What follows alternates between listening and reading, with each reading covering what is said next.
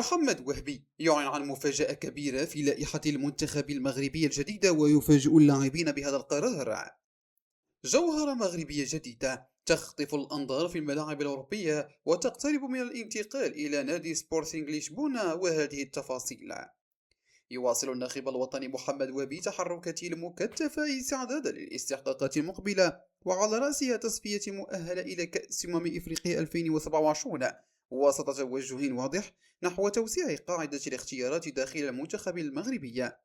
يعمل وهبي على متابعة عدد من اللاعبين المغاربة المحترفين في أوروبا، وبهدف الوقوف على مستوياتهم بشكل مباشر قبل تحديد القائمة التي سيعتمد عليها خلال معسكر شهر شتنبر.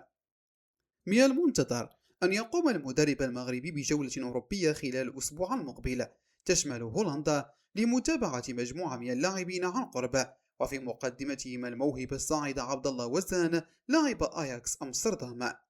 خطف عبد الله وزان الأنظار في بداية الموسم الجديد بعدما تمكن من تسجيل هدف أمام هيفرين، ليؤكد مرة أخرى أنه من الأسماء الشابة التي يمكن أن تدخل حسابات المنتخب الأول خلال المرحلة المقبلة.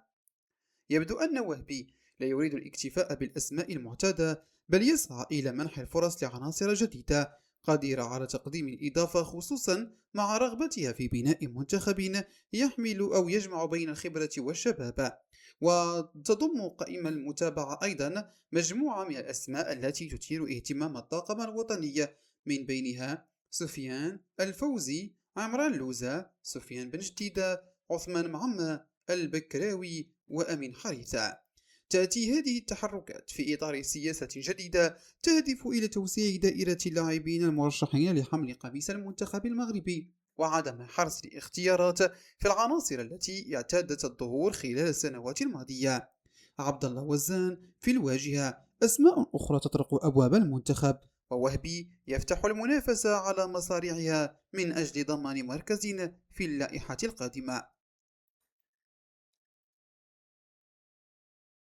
كشفت تقارير إعلامية عن توصل نادي سبورتينغ لشبونة البرتغالي إلى اتفاق مع نادي ميشلين البلجيكي بشأن انتقال الظهير الأيسر المغربي الشاب منصف زكري، في خطوة جديدة تؤكد الاهتمام المتزايد بالموهبة المغربية داخل الأندية الأوروبية. أكد الصحفي البلجيكي شاشا شيفرولي أن اللاعب البالغ من العمر 17 عاما وافق على الانتقال إلى سبورتينغ لشبونة بموجب عقد يمتد ل4 مواسم.